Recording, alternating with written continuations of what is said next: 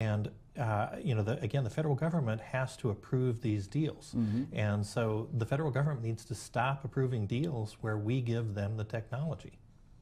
There's another very high-profile case in Michigan right now involving General Electric. General Electric brought what was Smith's Instruments in Grand Rapids, and they make state-of-the-art electronics.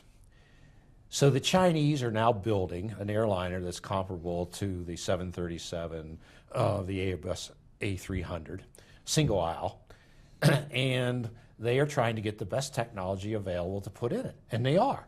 General Electric is going to sell them the avionics to go in it, and also General Electric is selling engines to them, which has the F101 B1B engine technology in it. And so we are exporting cutting-edge stuff. And you can see what's going to happen. This is the 787, if Boeing ever gets it going, because they've outsourced too much, okay, will probably be the last commercial airliner built in the United States, because the next generation is going to move to China. And if you don't believe that, go back 30 years, 40 years, when Airbus was coming on the scene, and everybody says, oh, this little upstart from Europe, what do they know about airplanes or whatever? And now they have half the market. So yes, we have to worry about this. And I think we're running right along the ragged edge now of the failure of our nation economically and militarily. You know, I was in the Soviet Union when it fell apart from '88 through '94. Okay, the economy was really bad. Okay, top-notch Soviet defense scientists went abroad and worked for places like North Korea because they had to feed their family.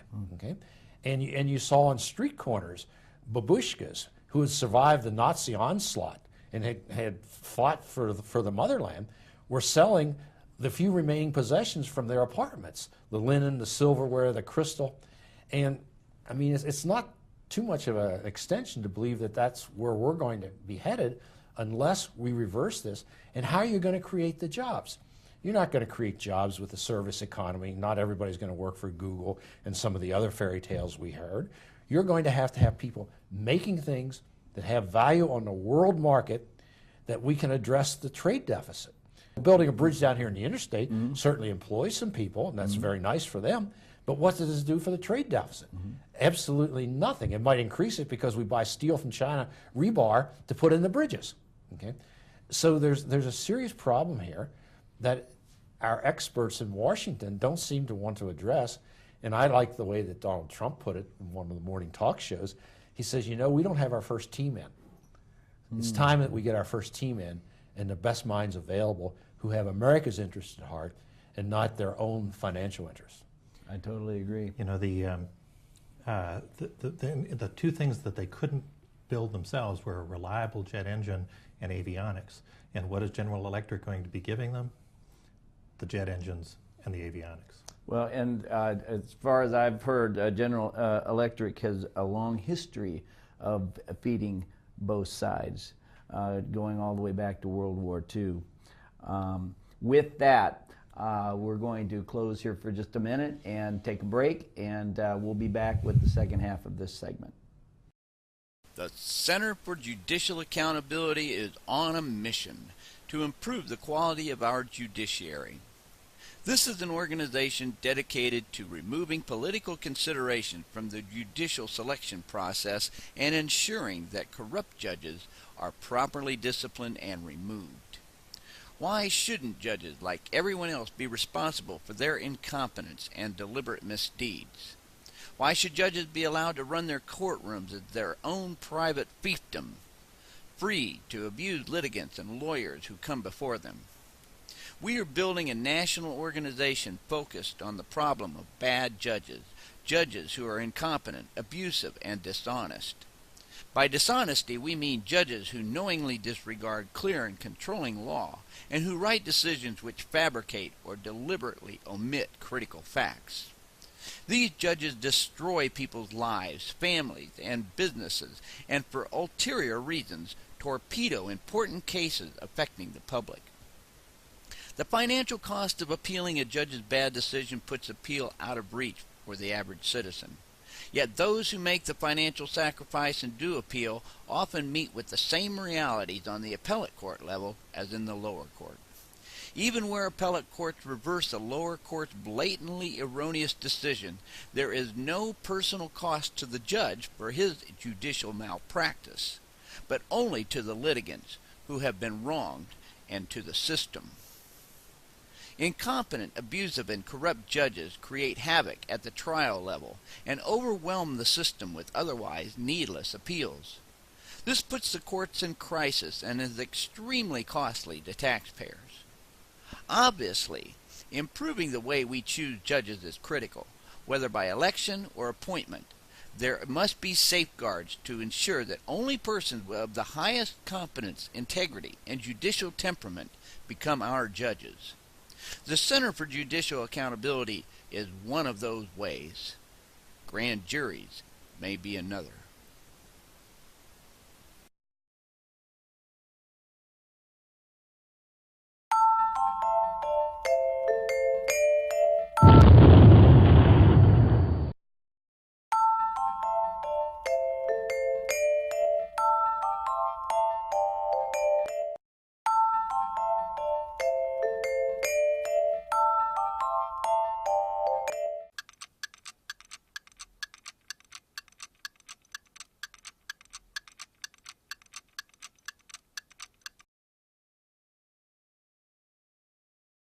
So what are we as Michigan and United States taxpayers to do when we have a public university's administration working with alumni as company CEOs who are freely feeding national research secrets paid for through federal funding to the Chinese? Suppose the communist regime knows what our nuclear secrets are and have the potential now to use it against us. What do we do when the recipients of our tax dollars stop educating our nation's children and choose instead to teach the children of another nation? To build startup businesses in other countries and not ours?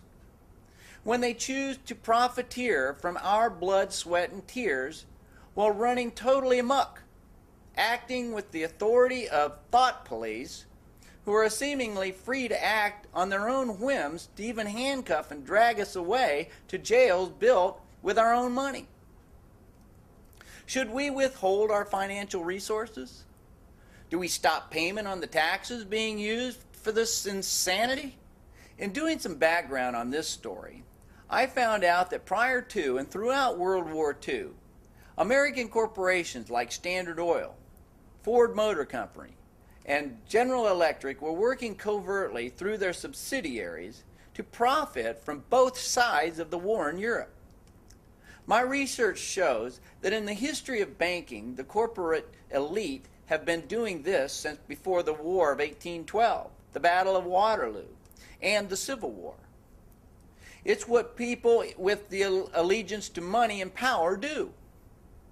So why are we so surprised when we find out that it's happening again with our top university brass in bed with, in alliances with other businesses and the communist regime?